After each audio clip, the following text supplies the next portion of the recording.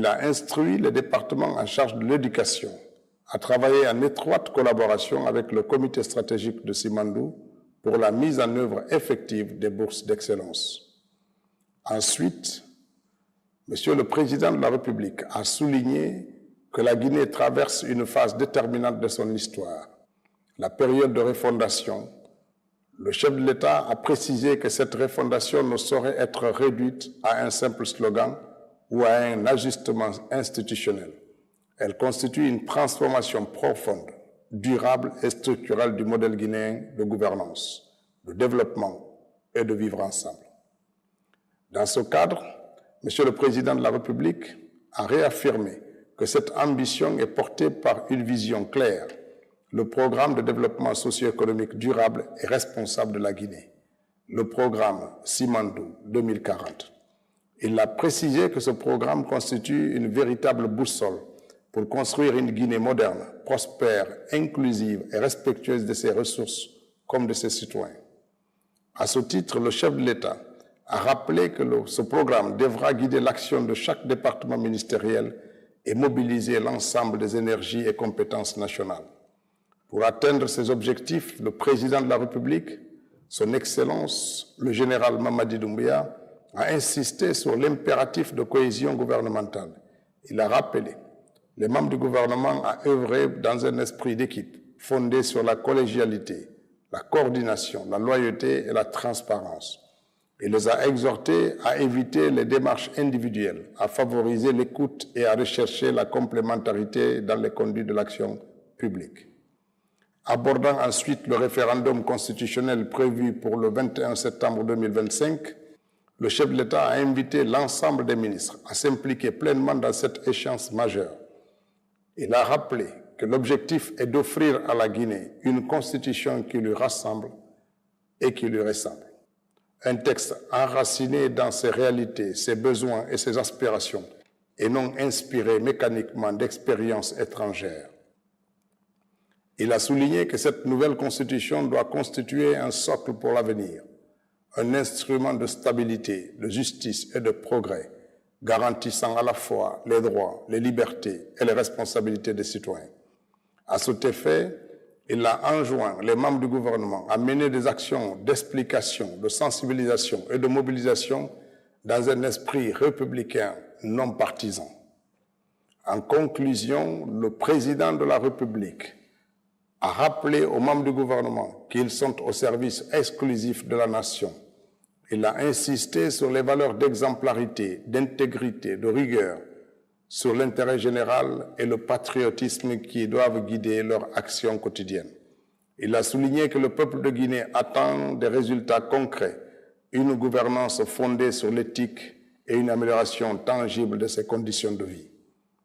Par ailleurs, le chef de l'État a déclaré avoir suivi avec attention les différentes interventions des membres du gouvernement dans le cadre de la vulgarisation du projet de nouvelle constitution. Il a rappelé que cette démarche procède d'une instruction qu'il a personnellement donnée afin de permettre à chaque citoyen et à chaque citoyenne d'être pleinement informé du contenu du futur texte fondamental. Enfin, il a rappelé avoir formulé des recommandations précises quant à l'usage approprié des supports visuels et des images dans ce cadre. Il a insisté sur l'attitude attendue des membres du gouvernement lors de leur échange avec les populations, le respect, l'humilité, une écoute sincère et surtout la primauté de l'intérêt général sur toute autre considération personnelle. Il a invité chaque ministre à continuer à s'engager pleinement avec discipline, loyauté et intégrité afin d'honorer la mission qui lui est confiée pour le bien-être de la population, affirmant que la Guinée mérite le meilleur de chacun. Conakry, le 31 juillet 2025, le Conseil des ministres.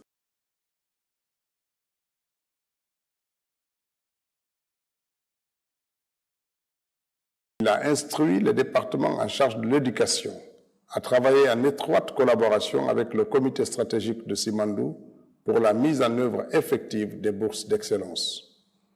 Ensuite, Monsieur le Président de la République a souligné que la Guinée traverse une phase déterminante de son histoire, la période de refondation. Le chef de l'État a précisé que cette refondation ne saurait être réduite à un simple slogan ou à un ajustement institutionnel. Elle constitue une transformation profonde, durable et structurelle du modèle guinéen de gouvernance, de développement et de vivre ensemble.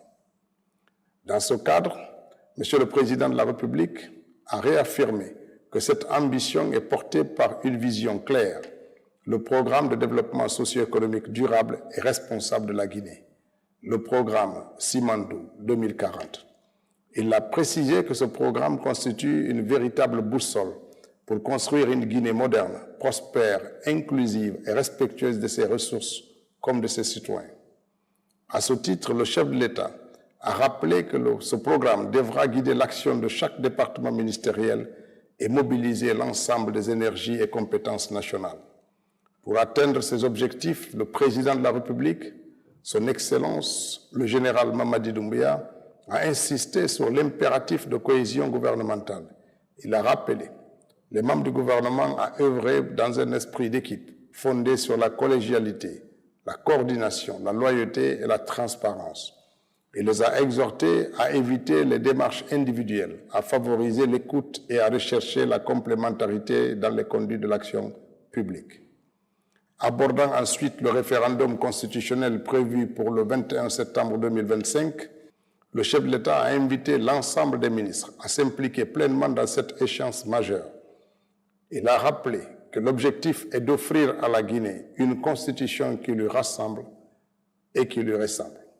Un texte enraciné dans ses réalités, ses besoins et ses aspirations, et non inspiré mécaniquement d'expériences étrangères. Il a souligné que cette nouvelle constitution doit constituer un socle pour l'avenir, un instrument de stabilité, de justice et de progrès, garantissant à la fois les droits, les libertés et les responsabilités des citoyens. À cet effet, il a enjoint les membres du gouvernement à mener des actions d'explication, de sensibilisation et de mobilisation dans un esprit républicain non partisan.